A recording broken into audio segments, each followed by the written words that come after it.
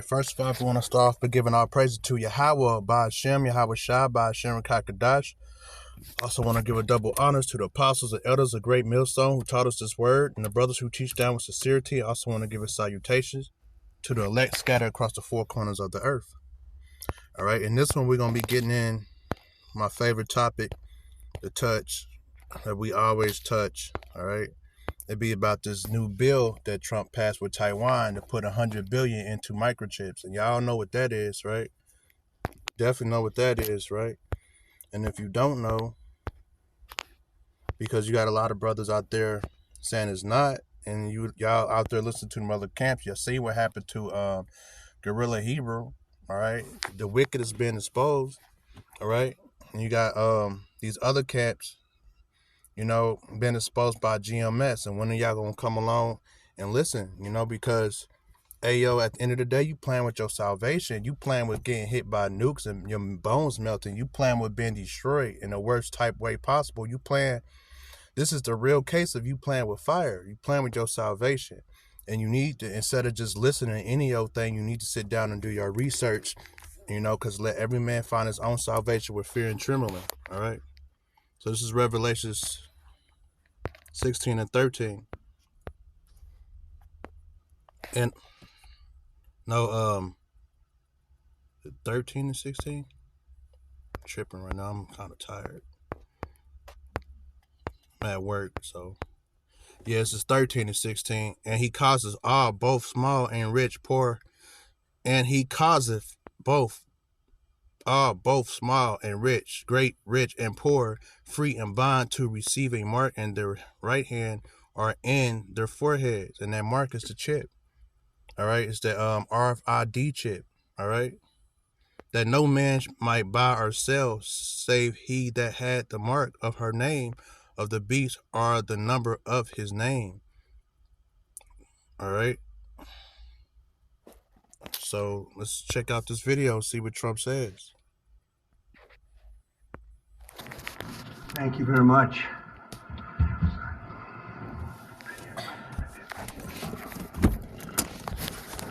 Thank you very much. This is a very big day for a lot of reasons, but this gentleman is a very unique man. It's, I think I could say in the world of chips, certainly, but in the world pretty much of business, nobody's done what he's done.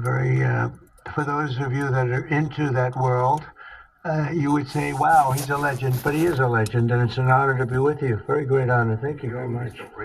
Thank you very much.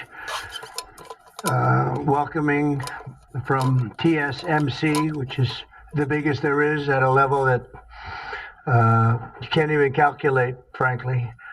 CC Way to the White House for a very historic announcement. This is a tremendous thing for our country and hopefully for his company. We're also pleased to be joined by Commerce Secretary Howard Lutnick and White House AI and SIP, the crypto czar David Sachs, another two very highly respected people. It's great to have you guys involved. And David, thank you very much for coming on. David is sort of the king of intellect in that world. We have some good people. Today, Taiwan Semiconductor is announcing that they will be investing at least $100 billion in new capital in the United States over the next short period of time to build state-of-the-art semiconductor manufacturing facilities. I think mostly it's going to be in Arizona, which is what I understand, which is a great state. I like it because I won it, but I won most of them actually. But we won it, and we won it big.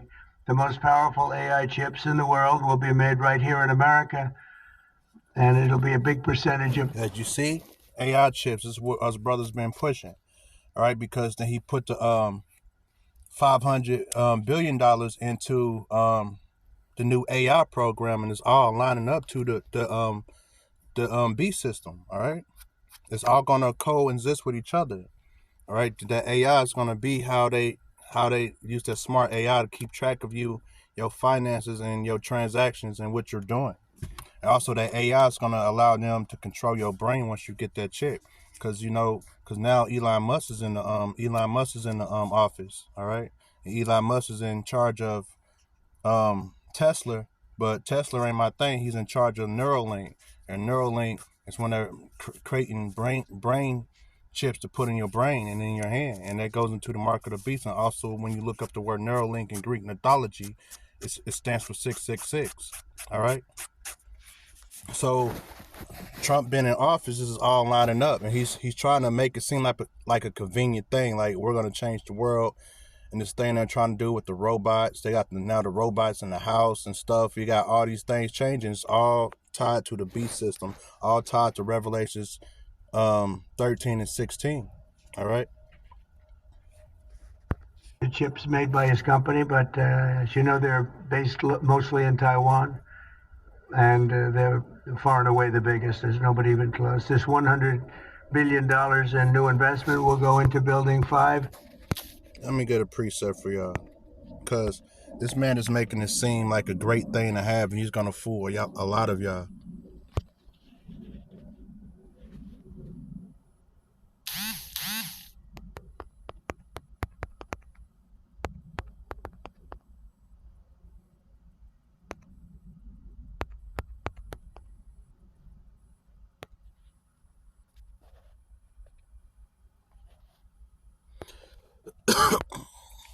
This is Psalms 55 and 21. His words are as smooth as butter, but in his heart is war. All right. Because Trump is making it seem like he's going to save everybody, but in his heart is war. He's trying to collapse the United States. That's why he's making all these moves.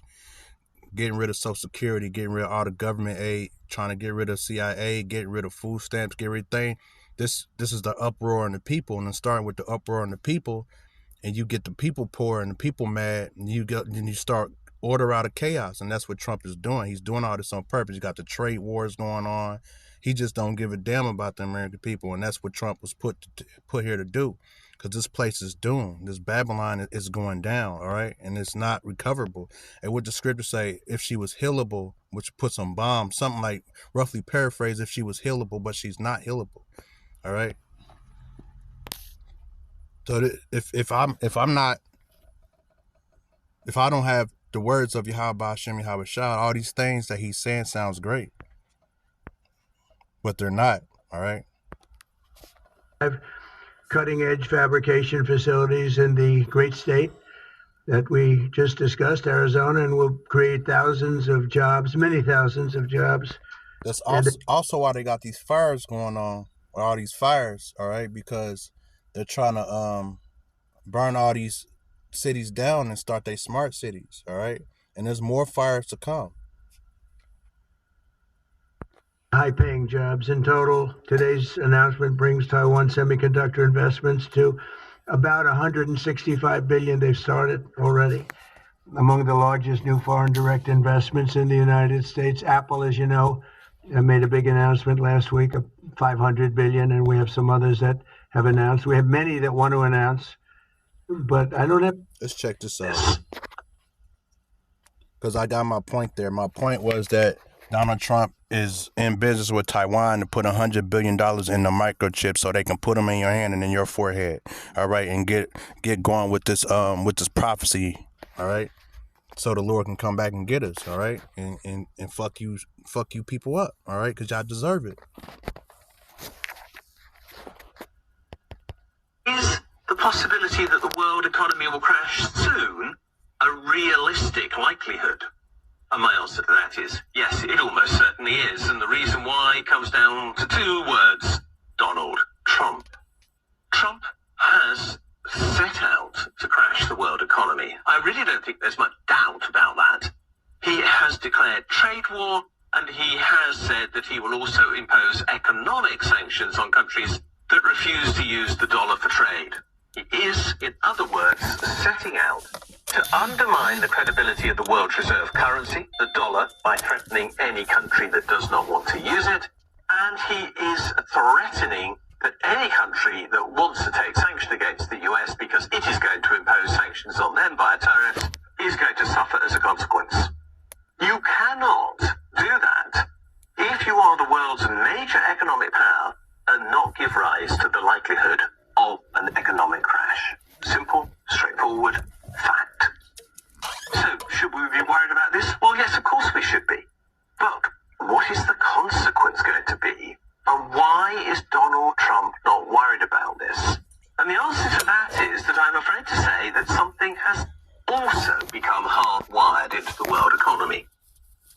in 2008 and in 2020, the world was saved with bailout money.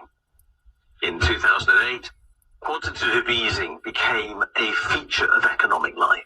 Before then, the possibility that the government would issue bonds to immediately repurchase them to pretend that it wasn't actually providing direct finance to itself from its central bank to fund its programs to ensure that the economy kept going was unknown. But that is what QE did in 2008. And let's be honest, despite all the problems it gave rise to, and it should not have been done in the way that it was, it did keep economies going during that crisis. And it did exactly the same again in 2020. Again, I would not have done it as the QE program was managed, and the aftermath of that program, the quantitative tightening program now being run by the Bank of England, is completely disastrous and was in fact the main cause for the crash during Liz Truss's short premiership. But the fact is that the government's ability to create money to support a program during an economic crash was proved for the second time in a little over a decade to be fundamental to keeping the world economy going. So what is Trump doing? He is relying on another bailout. That, I am sure, is what underpins his thinking and that of those who are following him. What they know is that those two bailouts, structured as they were incredibly good for their own financial well-being. They probably weren't great for your financial well-being because wages have in effect flatlined since 2008. GDP growth has flatlined since 2008. And since 2020, very large numbers of people have not been able to work who previously did for all sorts of reasons as a consequence of the fallout from COVID. And we most certainly have not been seeing growth, and we are seeing austerity again. So for lots of reasons, most people in the world have suffered since 2008. But Trump and his cohort haven't. That cohort is the world's wealthy. And they did immensely well out of quantitative easing, because the way in which it was structured was to provide funds to the City of London, to the banking arrangements of New York, and to the bankers of Frankfurt, and they used that money to basically inflate the value of the world's financial assets.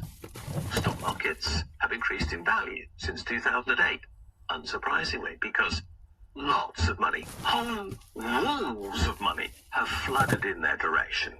Commercial property prices have increased. Domestic property prices have increased. All right, I gotta head back into work, y'all, but I hope this lesson was edifying. Shalom.